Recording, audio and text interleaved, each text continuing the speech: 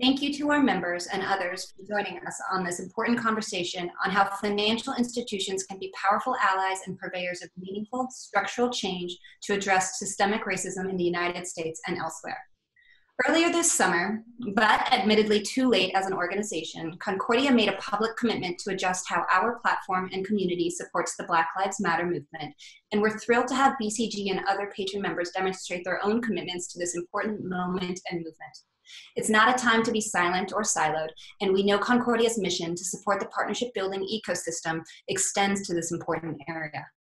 This conversation and others regarding racial equality and justice will continue at the upcoming Concordia Annual Summit, and we hope you will join us, especially for the BCG partnered strategic dialogue taking place September 22nd. Before I turn to Veronica and our esteemed panel, I'd like to set up some quick housekeeping. First, please keep yourself muted until the Q&A section of today.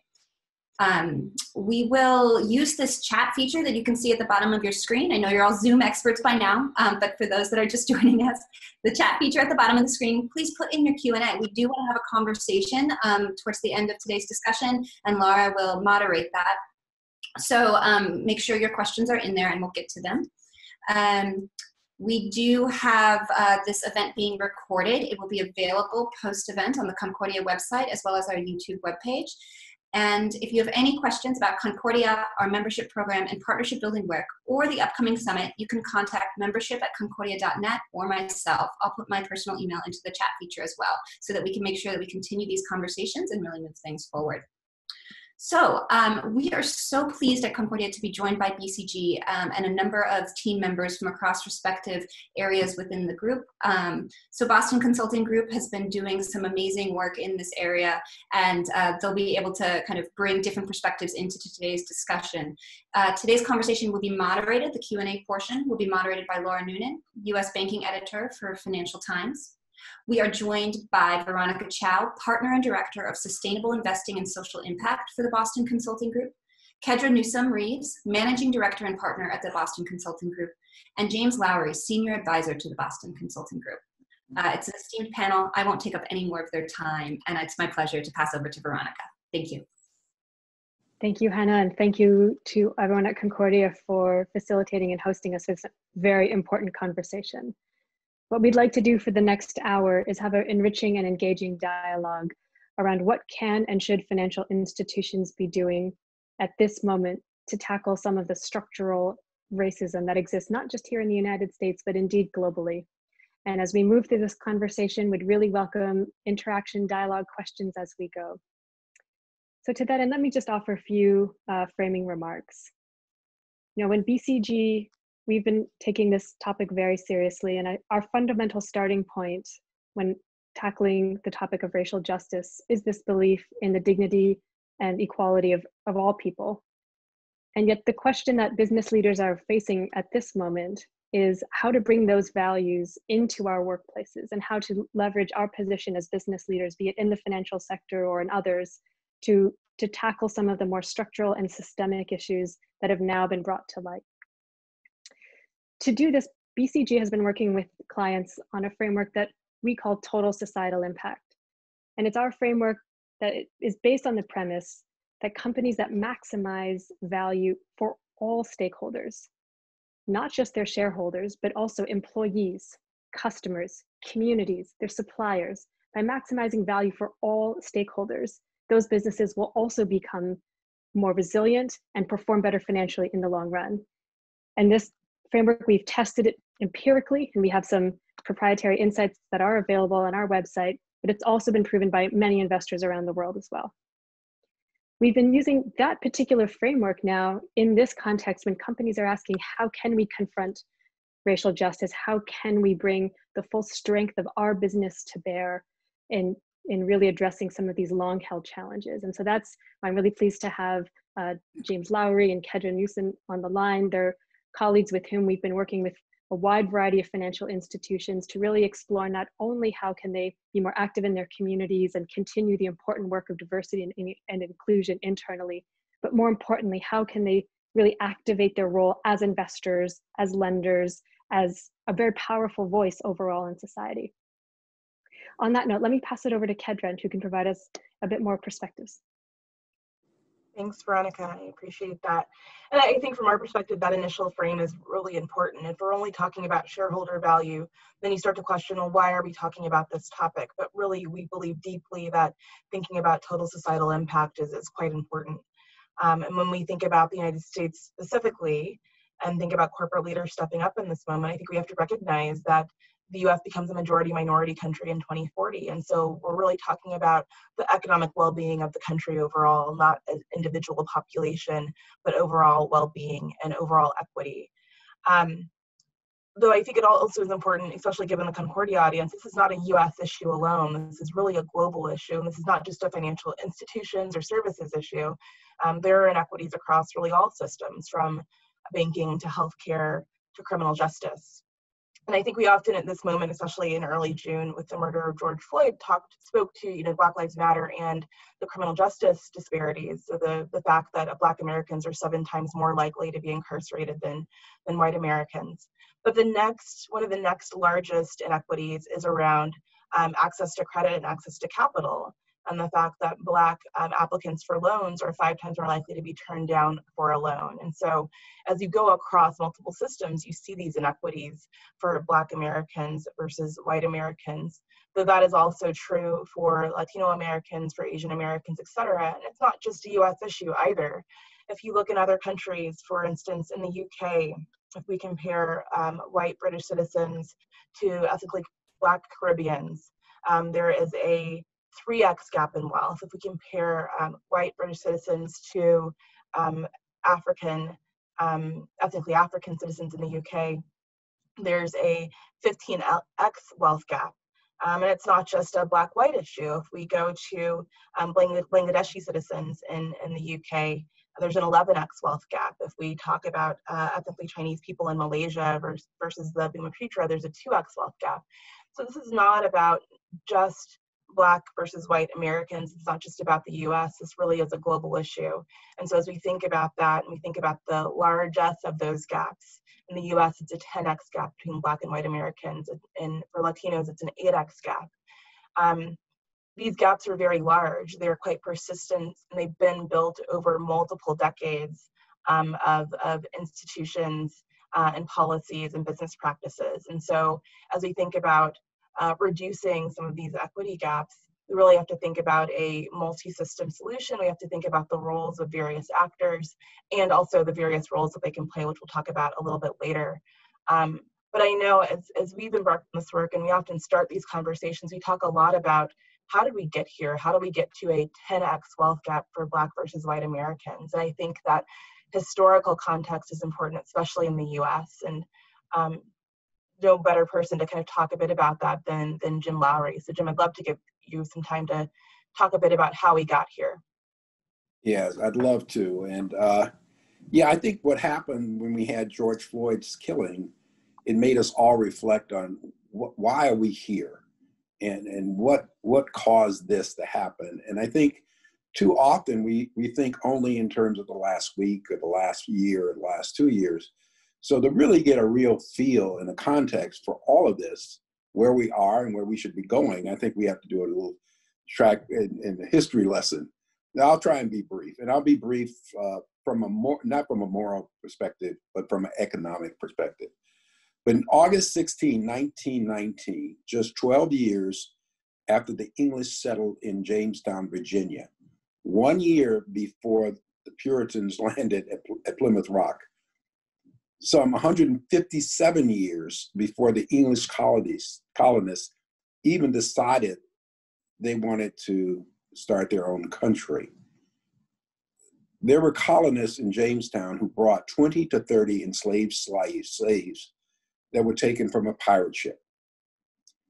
And we have to think back on where we are, starting 400 years ago in 1619. And we have to think about slave trade.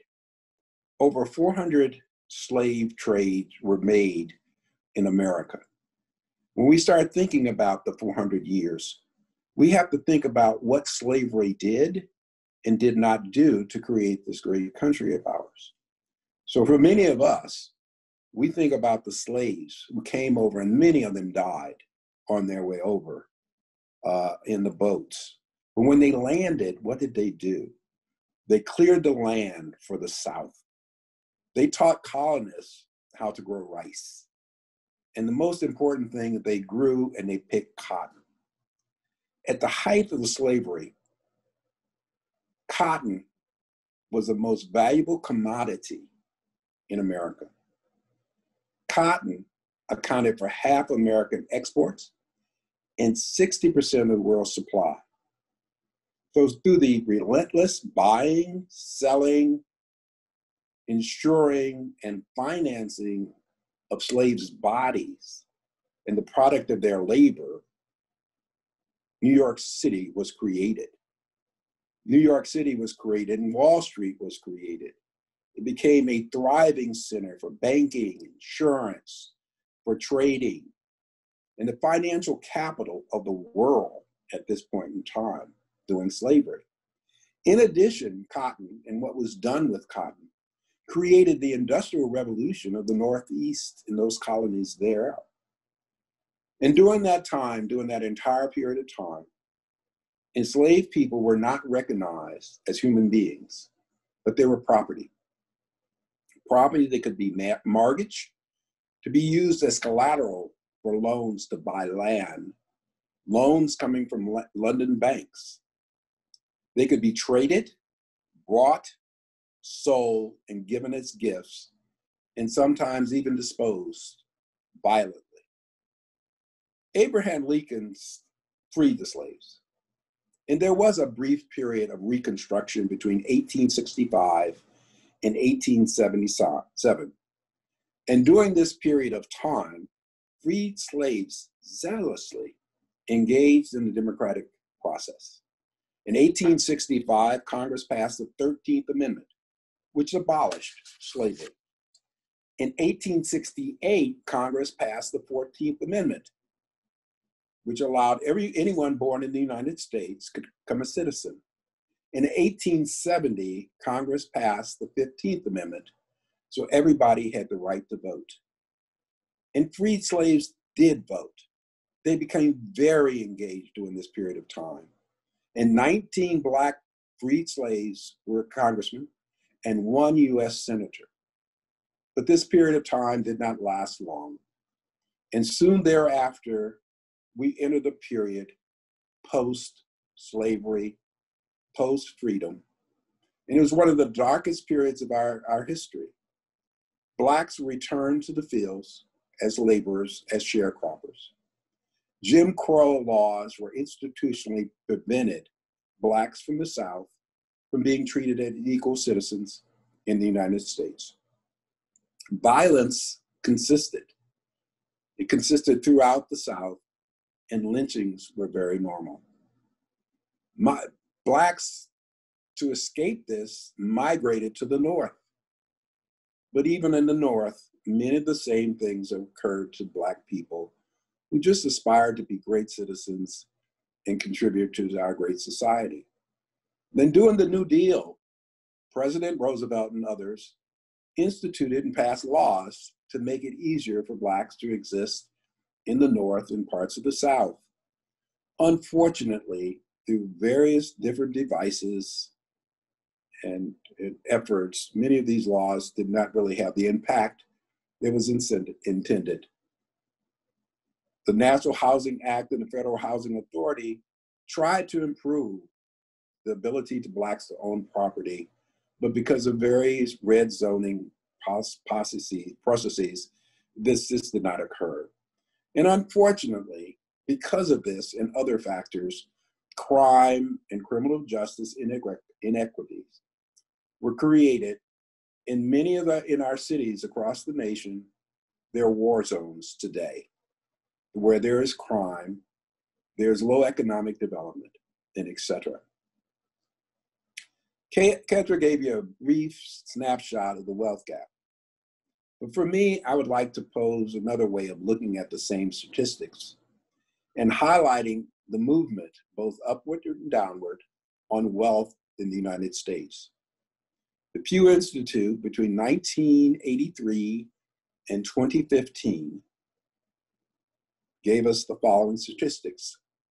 White household net worth increased 42% from $100,000 to $141,000. Hispanic household net worth increased 40% from $9,800 to $13,700. African American net worth decreased, and I underline, decreased 16% from 13,000 to 11,000. Because these numbers are real, we have to accept that there cannot be any quick fixes to the many of the problems that beset Black people in rural and urban America. This problem started 400 years ago in Jamestown, Virginia. Because these are real, we have to accept financial institutions, major corporations, communities, and just good people of goodwill have to accept that no quick fixes are going to solve this overnight. These are very complex problems that go from generation after generation. So I think for all of us, we're going to have to think differently. We're going to have to think boldly. And we have to think in a way which we can all work in a holistic way to really have the impact that we want to have. Okay, thank you very much for that, Jim, and thank you very much to all of you for your contributions so far. I think it's been a really interesting overview, and hopefully the audience has got a good feel for the topics we'll be looking at. Just listening to you guys talk, one thing that occurs to me is this is a really deep-seated problem, which has obviously been hundreds of years in the making. Do you think that given the number of different touch points that the financial institutions have in terms of solving this, are financial institutions, when you look at the overall corporate space, are financial institutions in a unique position in terms of their capacity to actually make this better? And if they are, what are the most impactful things they can do? Because there are so many things that they could do, but I think it would be great to get a sense of where can financial institutions make the biggest difference and how can they do that? So I don't know who would like to pick up that first. I guess since I can't gesture to you all on the stage, I'm going to just pick someone out. Kedra, I see you smiling down there in the corner on my screen, so go for it. Thank you. I'll take that as the on-stage gesture that we would have had. I mean, I think you're right, Hannah. Laura, it's such a large problem, and it is over hundreds of years have built up over time, and it has both an established level as well as a steep increase over time in terms of how much that gap is growing. And so as we think about financial institutions, we think that they certainly have a role. I think the other point that Jim raises is this point around ownership. You know, slaves didn't even own their own bodies, their own labor. So while white citizens in the US at that period of time were able to own land and build assets that they could then pass down to generations, for the period of slavery, that did not happen. And then even during Jim Crow, it was quite challenging for a Black person in the US to acquire land, to acquire property. And so again, we don't have the growth of wealth, the compounding of wealth over multiple years. And so when we think about wealth and what wealth and net worth really is, it is your home, it is your property, it is your business, it's your investments, your retirement accounts, all of those pieces. There's a period of time, a long period of time in which Black citizens in the US were not able to acquire wealth in those ways. And so when we think about the role financial institutions can play and banks can play, they are the channel and the approver and the distributor of capital and of credit, which then allows you to grow capital. And so we think there's a really important role for them to play. And going back to Veronica's point around total societal impact, when we think about stakeholder value overall, we think of really three levers, if you will, or roles that institutions can play in this moment, in this topic of equity. But really, if you think about impact more broadly, it is your advocacy and philanthropy, which we often talk about, philanthropic donations.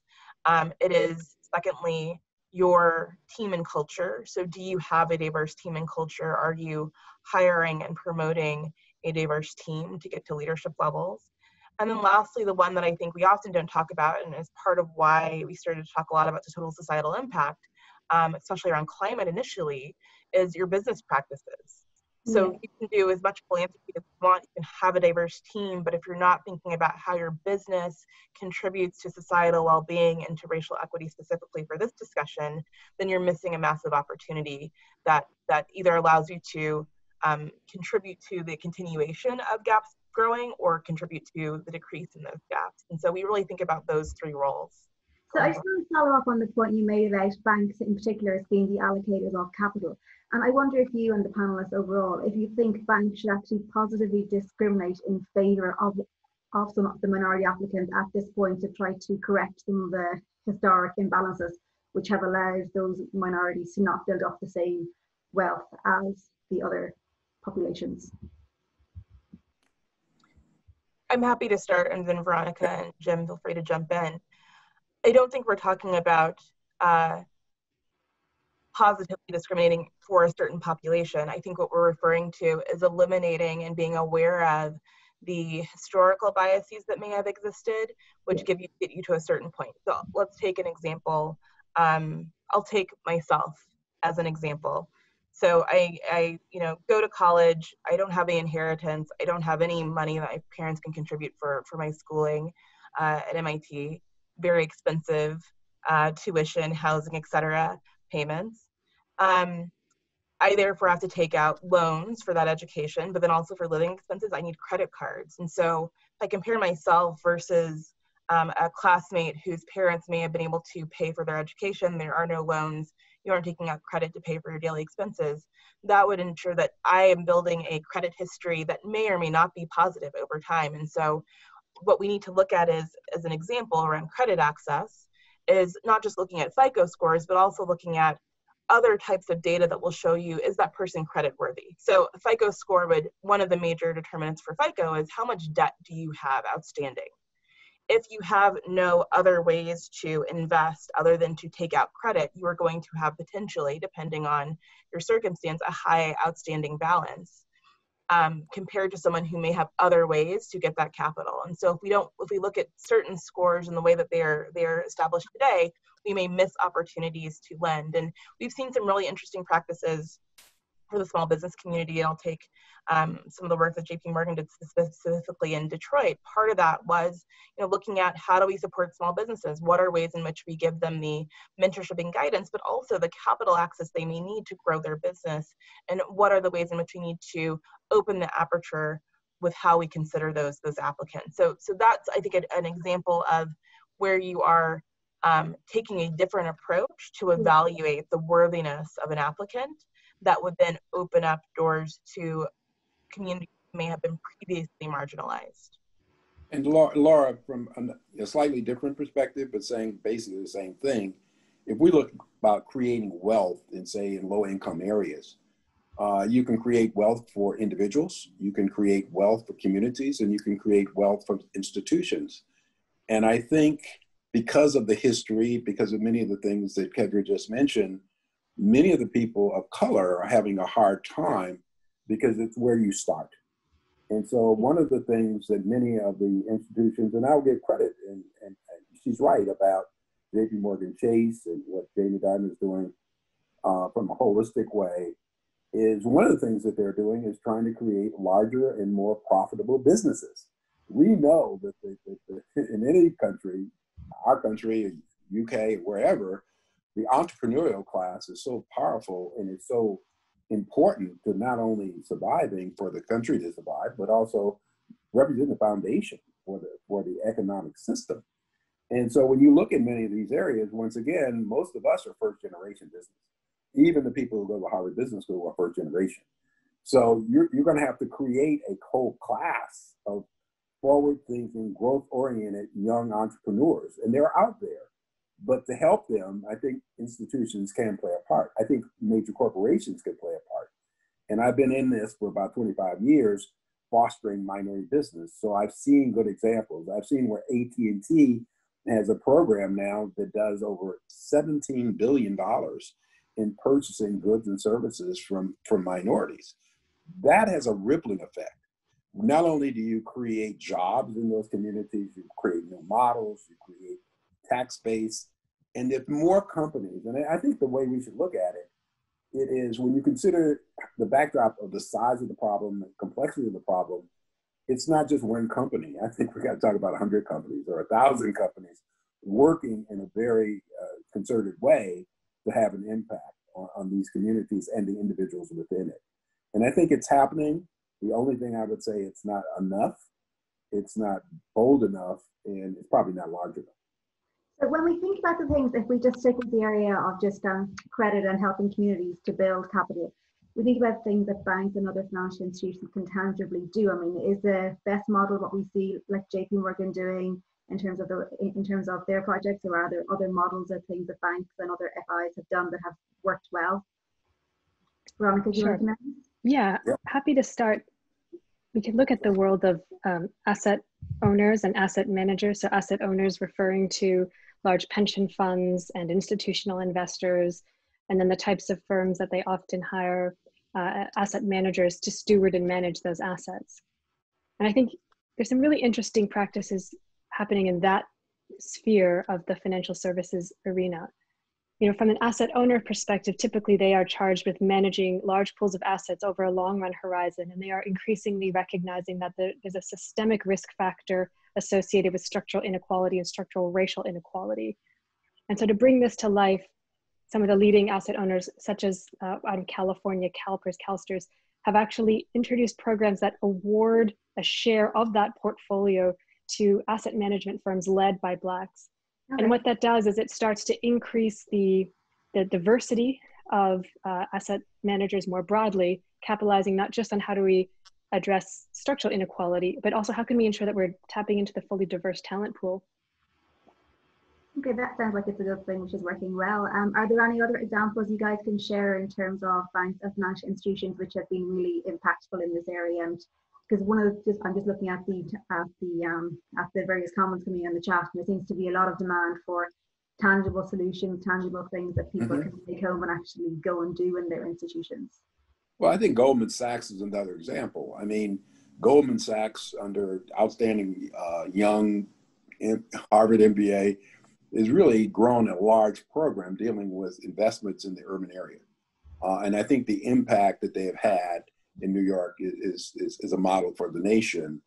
I think they've also had their own program where they've said, we're going to identify X thousands of young people of color, we're going to train them. And so they've had, I think it's called the 1,000 programs, and they're really having people over an extended period of time, because I think spin is one thing, but creating, economic change through development of entrepreneurs is another. So I think that they have done that. I think Citibank is trying to do that. I think AT&T has done something that is also related to that. Is AT&T in Chicago. I'm from Chicago, I live in Chicago. They've designated 2 areas that they want to have an impact, but they put out goals that they wanted to say, here's how we're going to have an impact on the south side and west side of Chicago. And we're going to have a scorecard. And we're going to keep it going, and we're going to set up, and I think this is illustrative of how thinking out of the box can be affecting change. They decided that they were going to set up a call center in the inner city where people could easily go to this call center, work, earn the same income, and perform a valuable, service for AT&T. What they have found out over a relatively short period of time, that the call center that they set up in the inner city is just as effective as any call center they have had in the nation.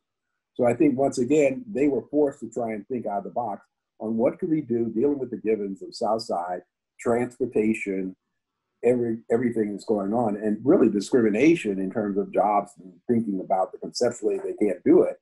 And they proved they could do it, and they did it, and they haven't any money. I guess one more.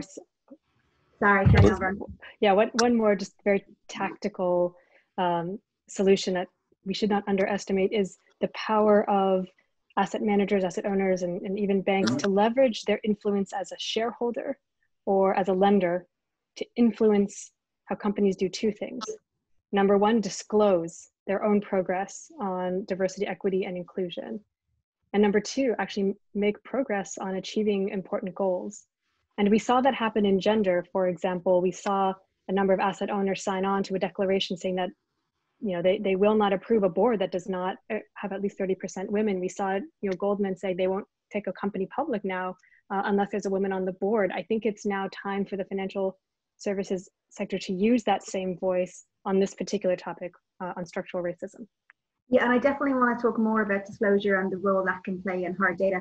I just wanted to come back to the AT&T example just briefly, just to ask if you think, just taking that example of what they did with the call centers, is it a good idea for companies to be focused and to pick a small problem to try to solve and really channel a lot of energy into that rather than trying to fix the whole world and maybe not achieving very much? I think that's I think a great. do both. I think they have to do both. I mean, I think models are just in itself are very effective. People will say, can this be done? And sometimes you just have to do it and you demonstrate it can be done, and then people have confidence it can be done. But I think I would be remiss if I thought that AT&T, with all the power and all the assets they control, only did small models. Yeah. I think that they can do a lot of things. And even in terms of what Veronica was saying, in terms of asset management, they have a lot of cash. They also are using asset managers who happen to be of color or women. I think that when more companies do that, and now we know that there are some very outstanding asset management companies who just happen to be of color or happen to be women, whose returns are as equal or better than the others. Why not use it? Ariel Capital has been around for 20 or 30 years. They outperform the market. So I think that there are different ways, and I think we ought to use every tool that we have in the toolbox to try and affect these changes. Kedra, did you want to come in on that as well?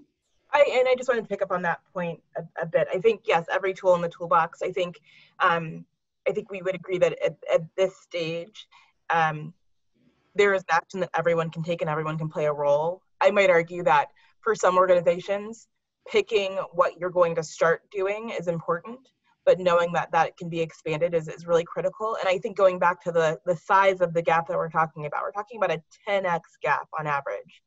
Talked about other countries at the beginning. This is not a US problem. That means that you need to have every organization contributing in some way. But one other point I wanted to make, and this is building on Jim's point around AT&T, a bit around what AT&T is doing is about community and building partnerships to be successful. And I think we've talked a little bit about individuals on the access to credit point. We've talked about small businesses. We've talked about asset managers and capital flows. I think it's also critical to understand that when a population of individuals is not able to acquire and own, as someone mentioned in the chat, own property and build wealth until the 70s or early 80s, depending on where you are in the United States. When that is the case, that also means that those communities in which they live in have not been well invested in because those individuals did not have wealth either. And so what we also see in the US, and I think if you go across major urban areas in the United States, you see gaps in investment in communities. And so I think one of the other important practices that we see is companies forming partnerships, public-private partnerships between companies, whether it be banks and the capital they provide. Companies are looking to make philanthropic or other capital investments in properties and development.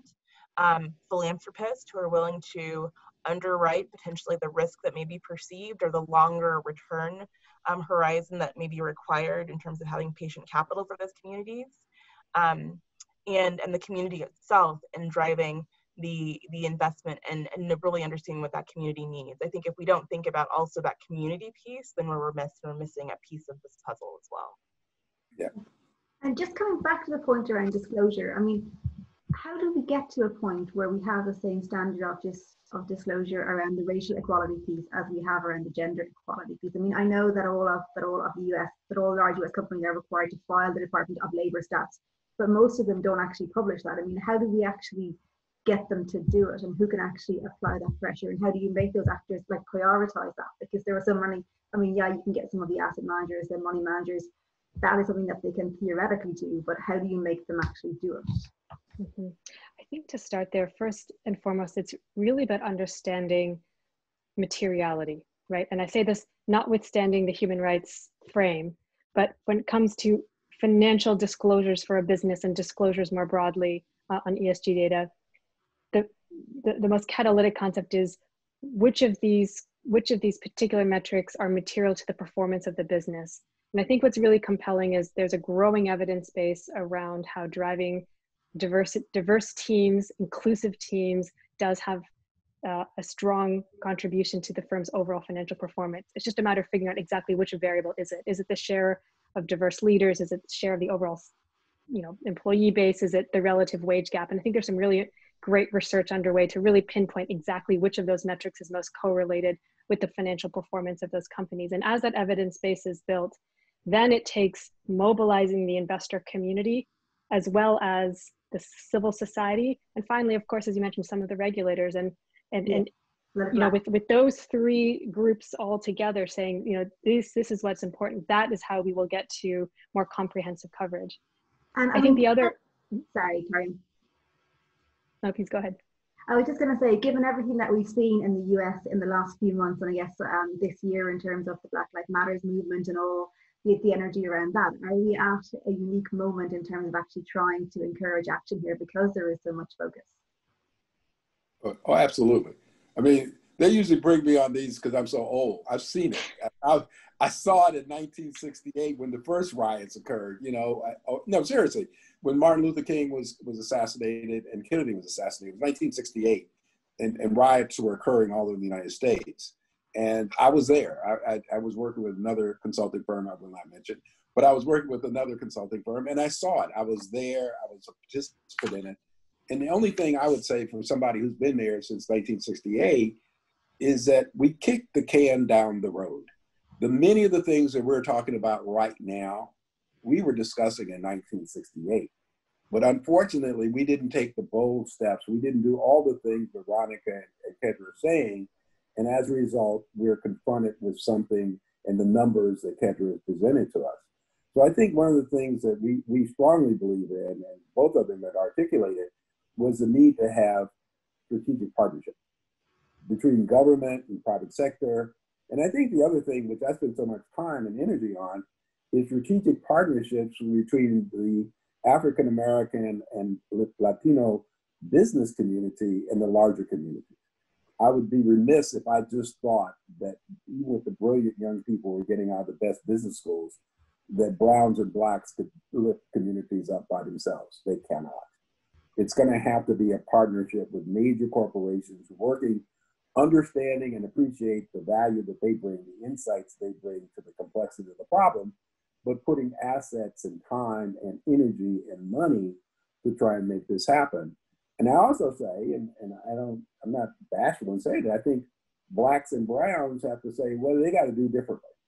And I think as we're growing our companies, we have to have a different mindset. We have to think about businesses not from a local or community basis or urban city basis. We have to think about businesses that are going to grow globally. We're going to have to think about businesses that are going to have to be technologically prepared to confront competition. We're going to have to talk about reinvesting in our own businesses and our own communities. We have to talk about trying to get people who are not minority to be business partners in growing, taking advantage of opportunities. And we have to take responsibility for training our own as we start coming into these situations. And as Kedra mentioned, 2050, 2040 is right around the corner.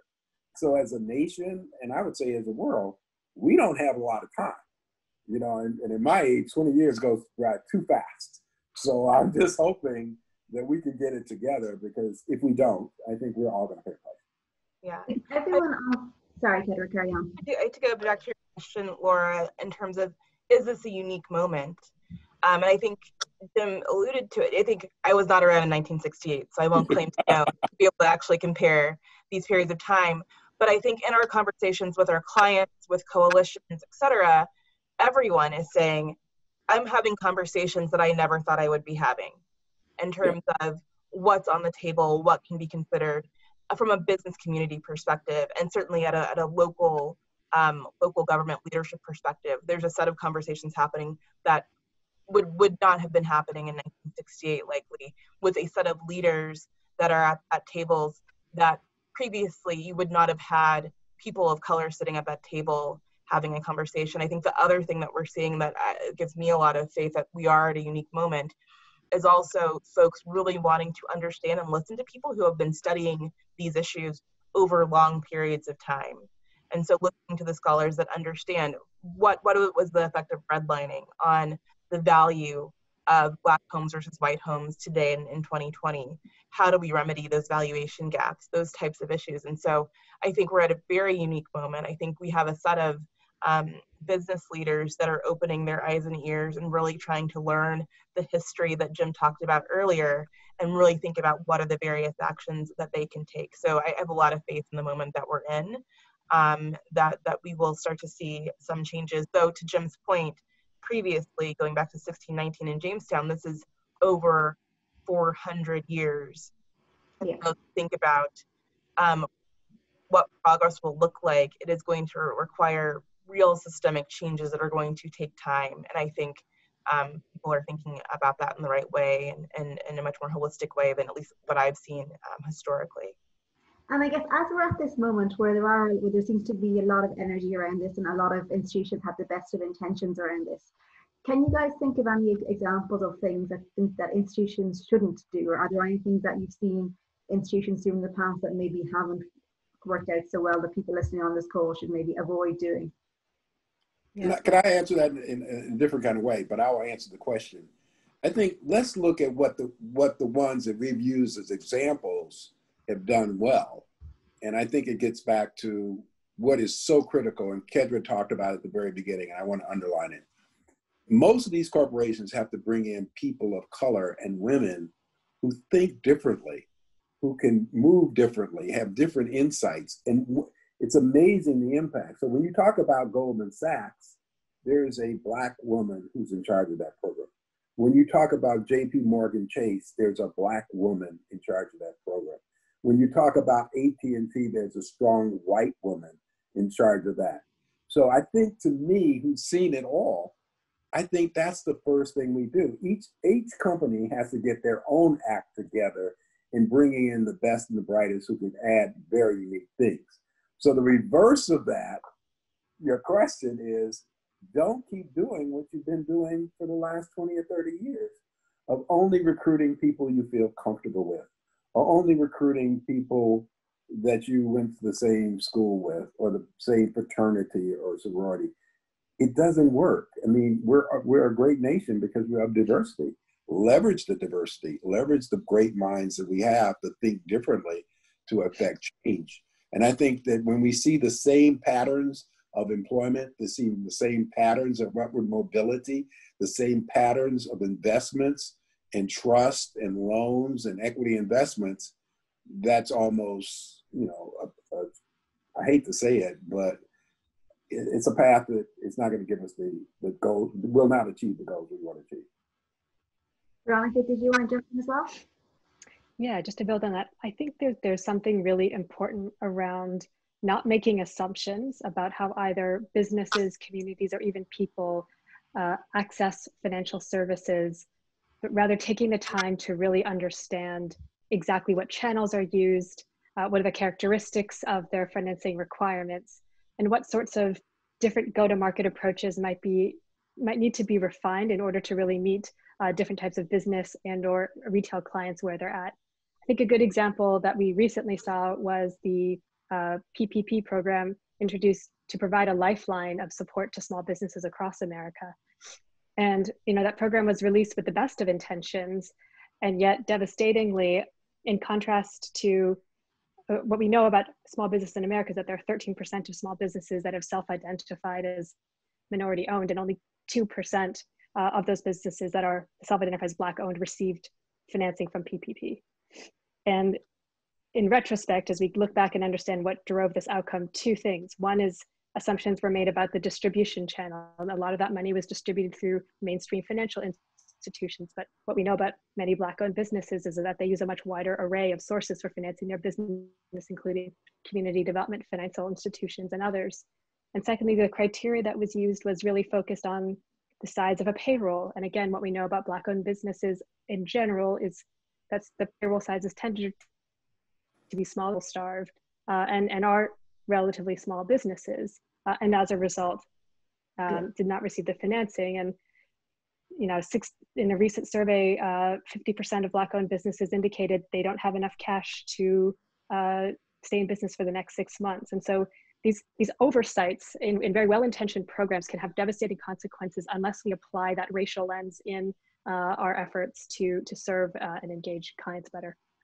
And even tactically, the third point is many of these these small companies and even nonprofits, they didn't know how to fill out the forms. So it's assumption that you're going to assume because you put it out there, they have the infrastructure to be able to handle it, or the accountant who's going to help them do it. They didn't have it. And because they didn't have it, and many of the forms are so confusing, they didn't even apply.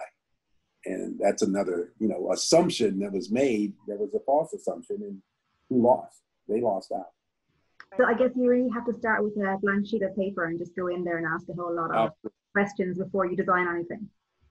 Or maybe to put it on a positive spin, what we do know in particular about retail financial institutions is they have exceptional teams in-house that really drive consumer insights, in other domains, like what do home buyers look for, what are auto lenders. If you could apply that same rich expertise for how to drive consumer insights, but be sure to take factors such as race, such as gender, such as socioeconomic background into account, you'll get much better solutions that will meet a much wider array of your clients' needs.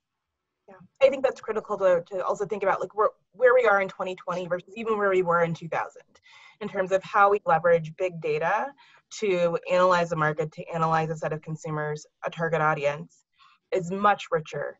And so part of, I think, what we've got to talk about here, and I think this goes back to Jim's point around hiring diverse teams, if you have a gender balance in the room, if you have ethnic diversity in the room, if you have income or wealth diversity in the room, when you're making those decisions, you're likely to design a different product and a different program because you have that diversity of thought in that conversation to ensure that you're targeting folks in the right way and can see some of the slights that may result in an outcome that, while was well intended, ends up not in the right place. And so I think a lot of what, to Veronica's point, we've got to think about here, and a lot of what we've been talking about in some of our conversations, is this point around how are we leveraging innovation and data to start to try to close some of these gaps, and ensuring that we're not only targeting the majority population, but really thinking about customized segmentation that gets to the populations we're trying to reach.